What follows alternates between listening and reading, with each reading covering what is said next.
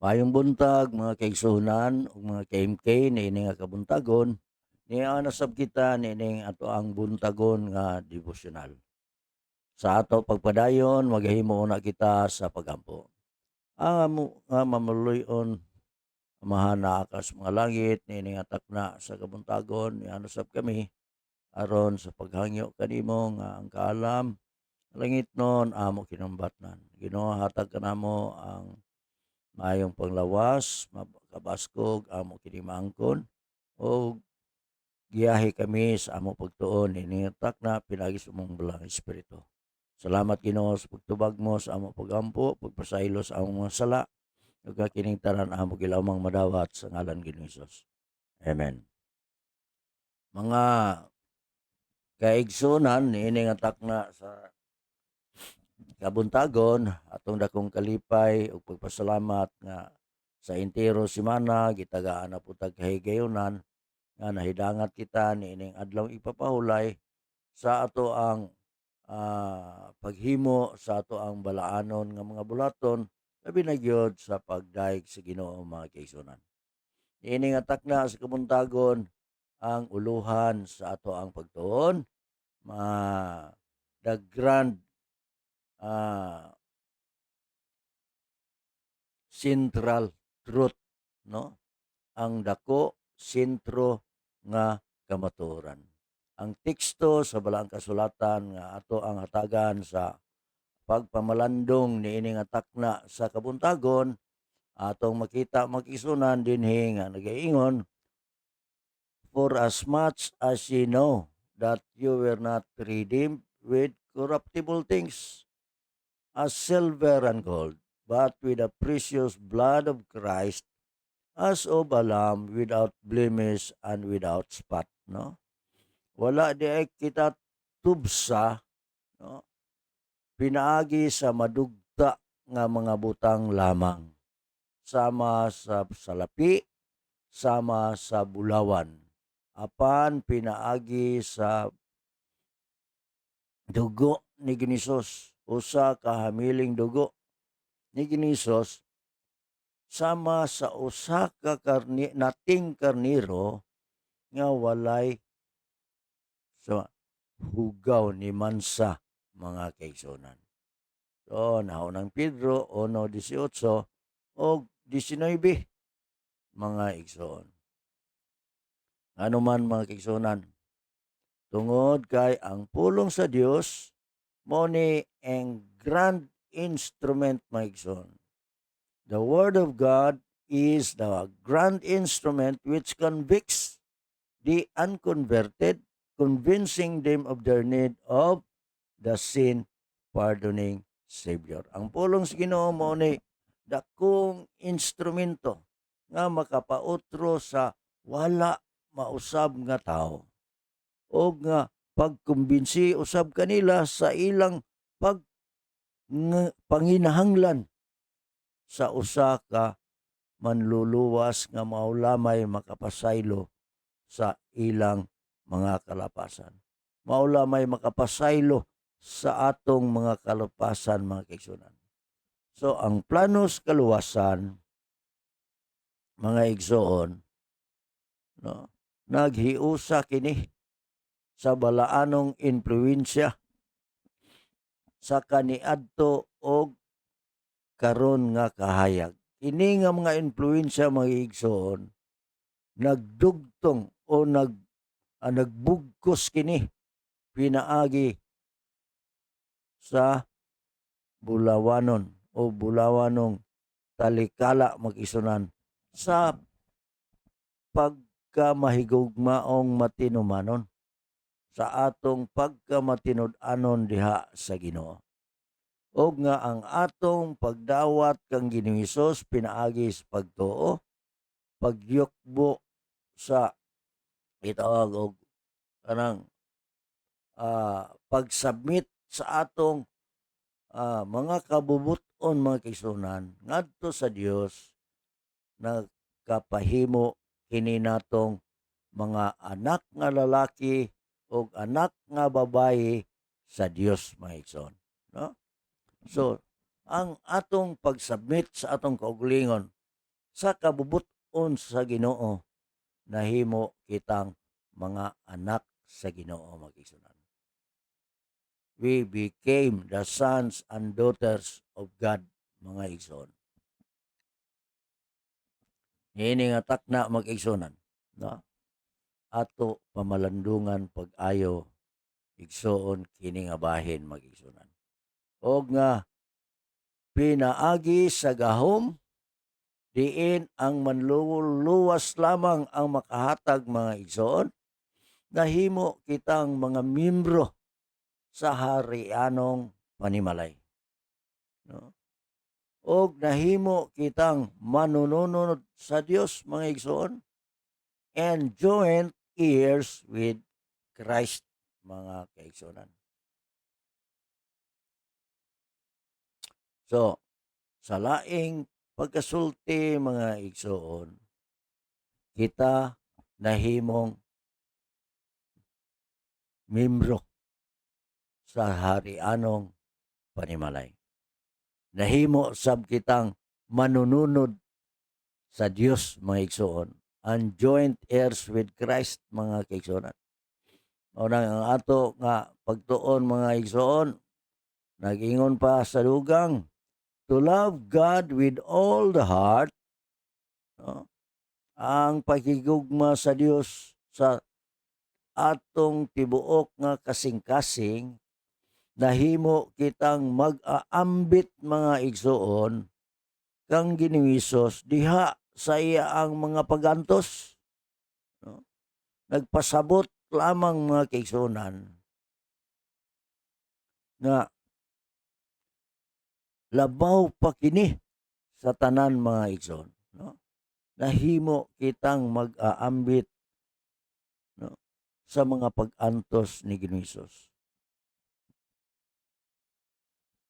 Og ang pinakamanindot mga kaigsunan, ang usa sa giingon sa atong pagtuon niini nga takna sa kabuntagon, nag-ingon dinhi mga kaigsunan, the mind of man is to blend. So ang mga huna-huna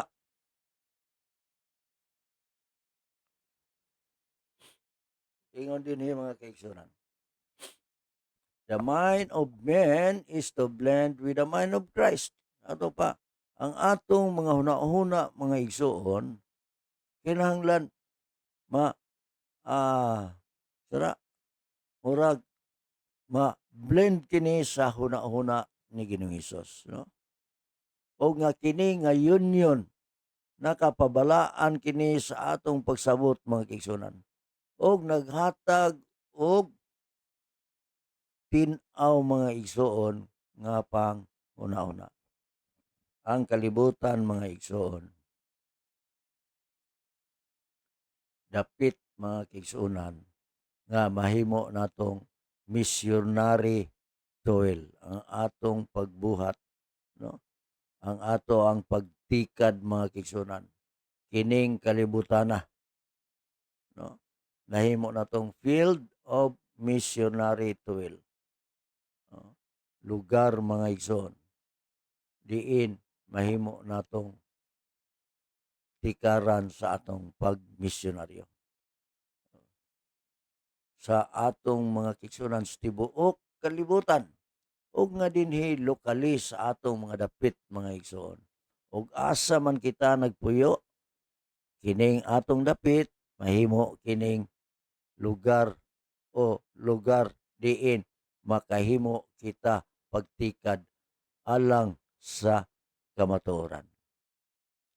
Magahimo kita sa pagbuhat mga igsoon mga niini dapit ug asa kita naghimo sa atong pagpuyo mga kaigsuonan. Ingon pa mga kaigsuonan, you may have much knowledge, no? Do naman siguro tay dakong kahibalo, but unless you are the possessor of true pure religion, your knowledge is worthless to Christ, no? Bisan tuod taas ang atong kahibalo, apan kon kita dili mga igsoon nagposes sa tinuod pure nga relihiyon mag-igsunan, ang atong kahibalo is worthless. Walay bili diha kang Ginoong Hesus. So, mahimo kining walay bili mga igsoon. Ingon pa sa ato ang pagtuon diri, God forbid of you should be spoken the words, no? God forbid that of you should be spoken the words. Nagingon pa din ni mga kigsunan, I know thy works, that thou art neither cold nor hot. I would thou wert cold or ako nasayod sa imong buhat, nga ikaw dili init, dili pug kabugnaw. Busa, ingon din ni Igsoon, kinahanglan, I would, na i-counsel Igsoon, nga ikaw bugnaw or init mag-isunan. Kay kung ikaw, ingon din ni mga Igsoon, dagaang lamang, dili init, dili bugnaw, iga pagawas ko ikaw gikan sa ako nga ba mag-igsunan. Atong basahon na guning sa ingon din ni maigsoon, kay kung dili ta init, dili ta bugnaw mag-igsunan, iya kitang igaluwa sa laing pagkasulti. I will spew thee out of my mouth. Ipagawas mag-igsunan. Kay ikaw sa imong kagulingon nagaingon, I am rich and increase with goods. Sa mga tao nagauna-una nga sila, mga igsoon, dato man ko, daghan naman ko kabtangan, wa naman ko magkinahanglan.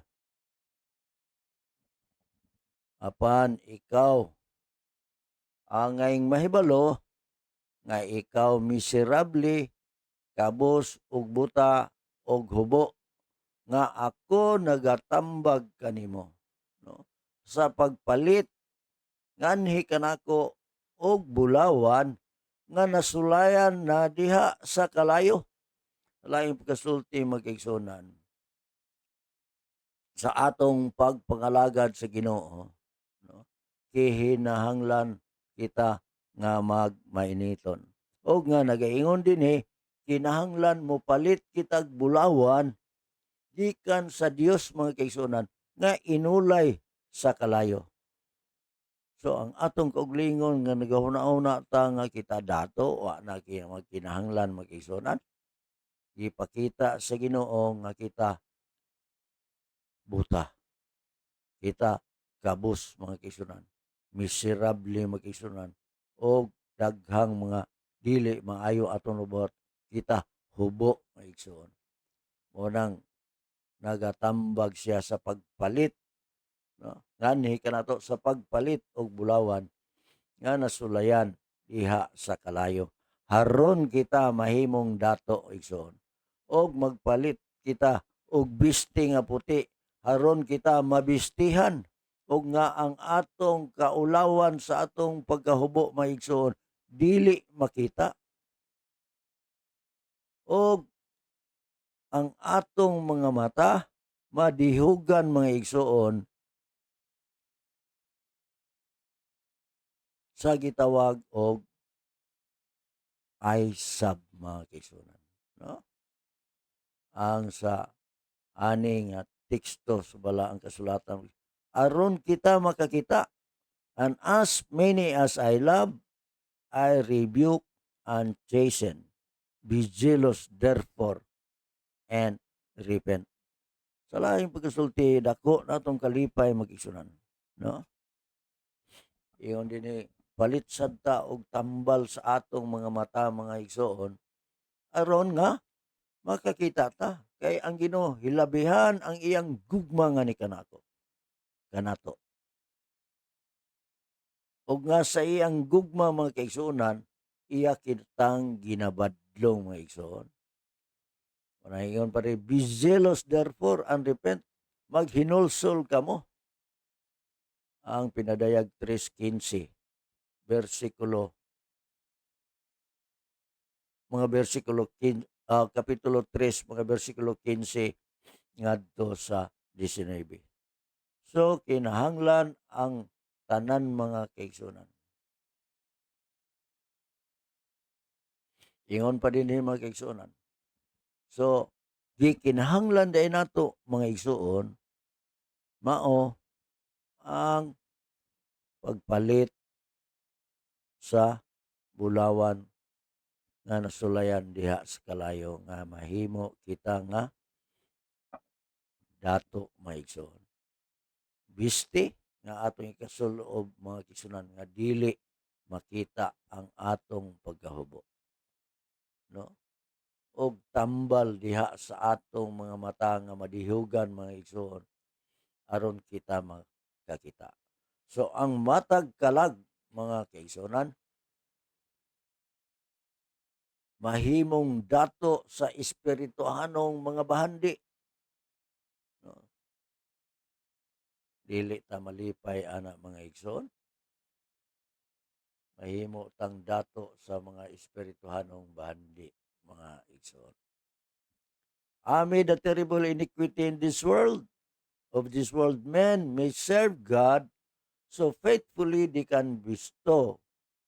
So faithfully that He can bestow on them eternal riches. Nga taliwala nining terrible nga pagpakasala mga kaigsuonan ni ining kalibutan ang mga tao makahimo di ay pag-alagad sa Dios mga igsoon. So sa laing pagkasulti nakaalagad tas Ginoo mag-igsunan sa diha nga ang Ginoo faithfully, no? Iyang ibisto ngani kanato, iyang ihatag ngani kanato igsoon ang walay katapusan nga bahandi o walay katapusan nga kadato mga igsoon. Siya magabuhat alang ni adtong mga tao nga matinud-anon mga igsoon nga mag-alagad nganha kaniya. Niadtong mga tao nga moserbe kaniya faithfully o nga makahimo siya niining mga tao na nga magapaubos sa ilang kaugalingon magigsunan. Niadtong mga tao nga magalutos kanila magigsunan. Ang katawhan sa Dios magigsunan makahimo di ay igsoon sa pagbuhat magigsunan sa diha nga ang atong kaugalingon atong isubmit ngadto kaniya. Making them friends ninyo din igsoon through a belief of the truth or removing their power to harm mga kaigsunan. Katong mga tao nga dili ganahan sa ato igsoon himuon nato silang mga higala pinaagi sa pagtuo sa kamatuoran o sa pagtangtang mga igsoon niya nang gahom sa pagdagmal mga kaigsunan. Diini nga kabuntagon ang kamatuoran nga gihatag sa Dios kanato mag-igsunan mahimo kitang partakers alang niini. Una, the grand central truth igsoon niini nga takna sa kabuntagon